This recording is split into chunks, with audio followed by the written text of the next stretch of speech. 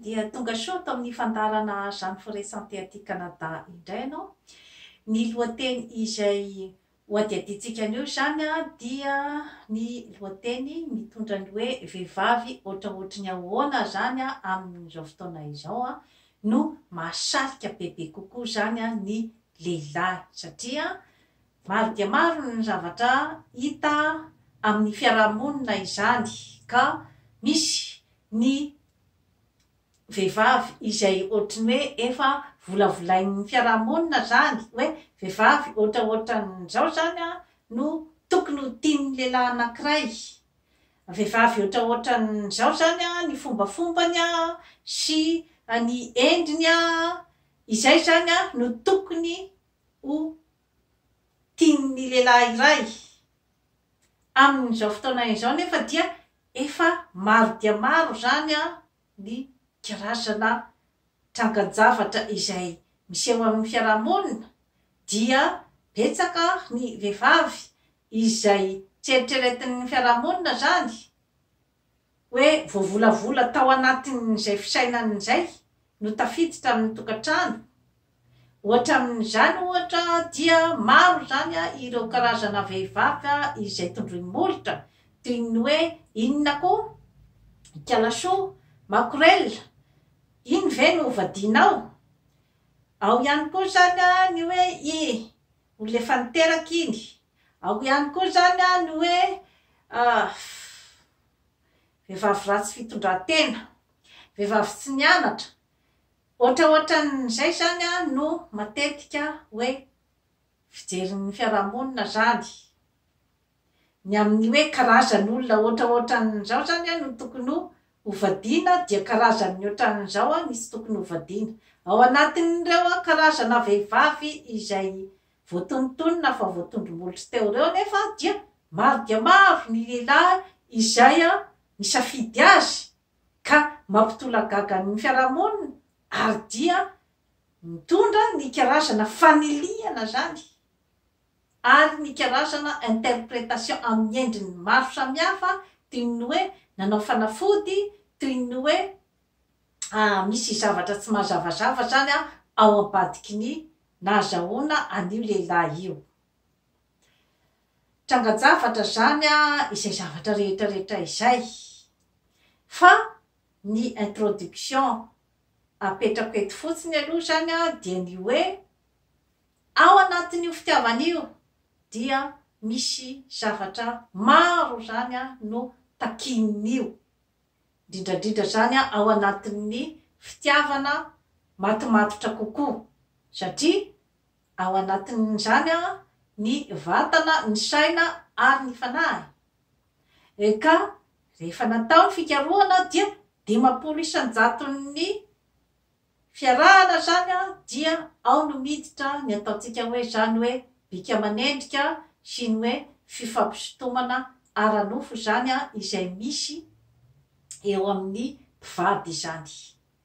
Ato amin'ny 500% indray zany dia ao no miditra ny zavatra rehetrarehetra toy ny hoe ny fidiram-bola, toy ny hoe ny toetra amam-panahy ny mpivady, ny fomba fifandraisana, moa ve misy ny karazana ataontsika hoe âme sœur na ilay hoe olona anankiroa afaka hiaraka sy afaka hiaraka hientana sy hoe mitovy fijery zany amin'ny fiainana. Ny mitovy fijery moa zany iny koa mbola misy fanadiadiana koa ny mikasika an'iny satria tsy voatery olona anankiroa mitovy fijery fa mety mifameno. Zany zavatra rehetrarehetra izany zany dia tafiditra daholo ao anatin'ny ataontsika hoe zany fiarahana matimatotra kokoa. Inona zany no mety mahatonga an'izay hoe karazana olona izay voatondrom-bolotra kanefa tafiditra ao anatin'ny tokantrano izany dia arak'izay efa nazavaiko teo zay ny critère rehetrarehetra. Tsy misy akory ny olona izay atao hoe tonga lafatra 100% dia afeno tanteraka zany ny critère rehetrarehetra. Fa saingy kosa hoe maro ny mahafeno ny zavatra ohatra hoe takindra lehilahy, izany hoe misy ny toetra amam-panahy izay takindra lehilahy na raha vehivavy arakaraky ny hoe inona zany a ny zavatra ilain'ilay olona zany a amin'ny fiainany. Any zany a no iopanana bebe kokoa zany a eo amin'ny resaka safidy, satria samy manana ny zavatra takiny ny olombelona tsirairay eto ambonin'ny tany. Ny zavatra takindra koto tsy voatery hitovy amin'ny takindra be, ka eo zany a no mampisy izany matetika an'ilay karazana hoe fanahoana no ikala berta fa tsy ikala soa, ka eo zany a no mampisy foana an'ilay hoe karazana fijerin'ny fiarahamonina sy ny hoe ny zavamisy. Tsara ho marina aloha fa amin'izao fotoana izao zany a ho antsika tovovavy a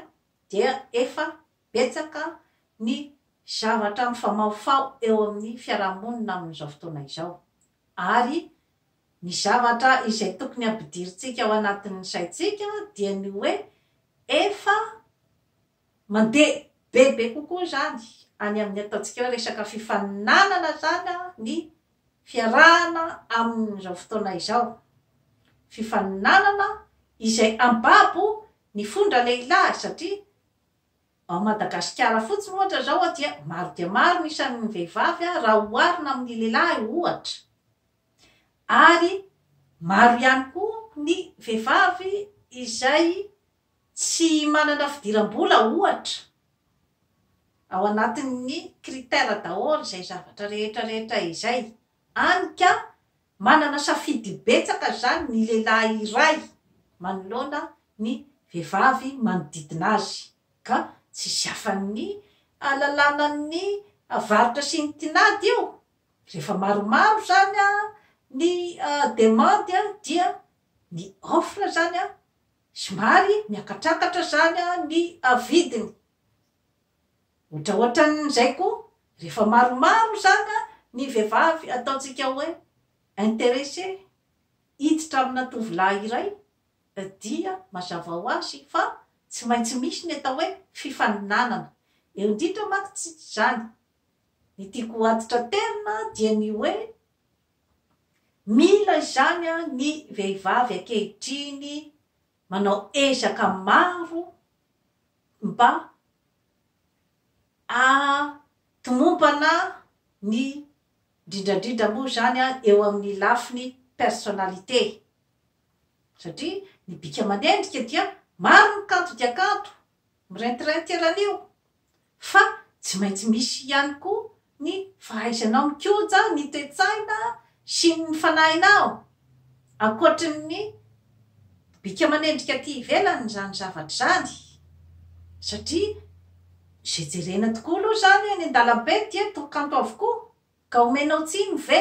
ny lehilahy iray raha ohatra ka mitoditodika tsy fantan'ny marina hoe aiza no tena asian'ny safidiny.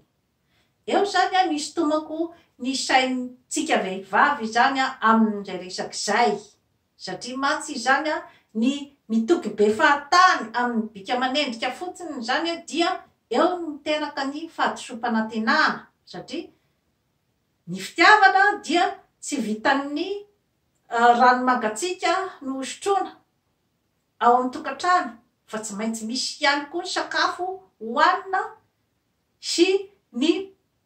zavatra rehetra izay entina amelombelomana ny tokantrano. Mila mijery an'izay zany a isika vehivavy, izany hoe amin'izao fotoana izao zany a ny lehilahy ny vehivavy manitositona kokoa ny lehilahy dia ny vehivavy izay afaka zany a hoe hiaraka hitady aminy, hiaraka amelombelona ny tokantrano. Eo zany aloha, ary vehivavy mba manana fidiram-bola koa zany,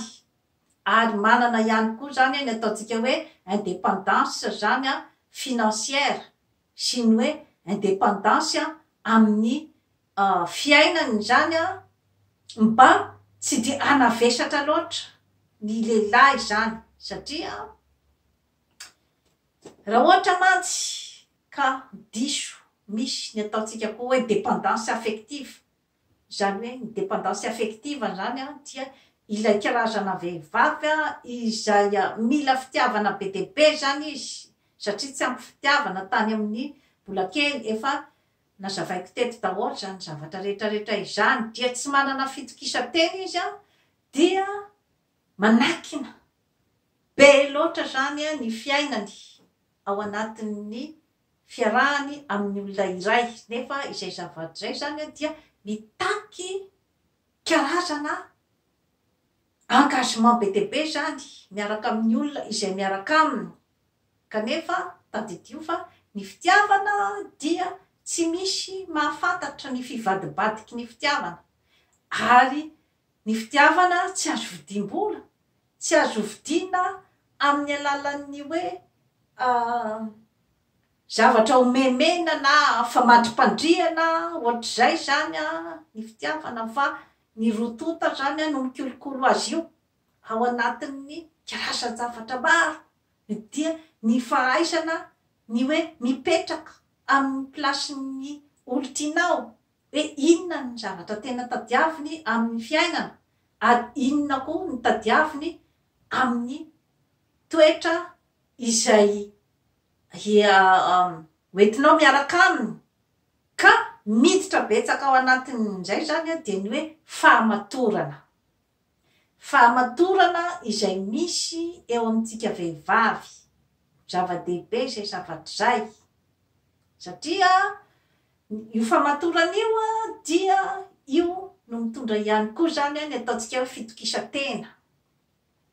ary izay zavatra rehetrarehetra izay no afaka hitondranao ao anatin'ny fitoniana manoloana ny fisamboaravoaran'ny fiainana sy ny fisamboaravoaran'ny izay mety ho fisehon'ny fitiavana eo satria tsisy mahalalana io mihitsy tsisy mahalala ny fivadibadiky io ka ao anatin'izay fitonian-tsaina sy ny fahaizanao mamey-tena sy ny fahaizanao manana ny fitokisantena izay zavatra zay dia manampy betsaka zany ao amin'ny fitoniana eo amin'ny fitiavana ary manampy be dia be koa zany eo amin'ny karazana fisariana sy ny sarima izay ananan'ny vehivavy iray ka manana izany ny vehivavy amin'izao fotoana izao manana intérêt be dia be zany ny hanana ny ataontsika hoe fikojana vatana saina ary fanahy ao anatin'ny fikojana ihany koa zany ny hoe resaka culture en général izany izany hoe ny famakiana boky ny fitadiavana information amin'ny fahalalan-javatra maro fa na dia ny ataontsika hoe fomba fitaizana zaza dia fa mila information ny momba an'izay ny fanamboarana ny sakafo ao an-trano ny fikojakojana ny tokantrano zava-dehibe zany zavatra rehetrarehetra izany izay mila jerevanao vehivavy ny momba an'izay satria araky ny efa nilazaiko teo zay dia efa ao anatin'ny ataontsika hoe concurrence amin'izao fotoana izao na ty ivelany ara na aty amin'ny tany mandroso dia efa miditra amin'izay resaka concurrence izay ny hoe fifampitondrana satria efa maro dia maro ny kanto sy ny mendrika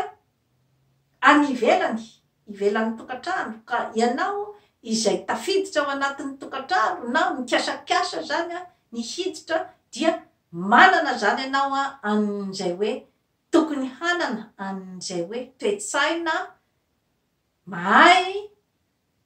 mandeha amin'ny tsaratsara kokoa indrindrandrindra zany eo amin'ny resaka saina sy ny fanahy ary tsy adiny koa ny fikojana ny vatana dia toy izay indray tompoko lahy sy tompoko vavy no azo natolotra anao anio manaova abonnement amin'ny Jeanne Forêt Santé aty Canada fa hanatsara ny fiainanao veloma tompoko ary dia manasa antsika rehetra hijery ny site web ny Jeanne Forêt Santé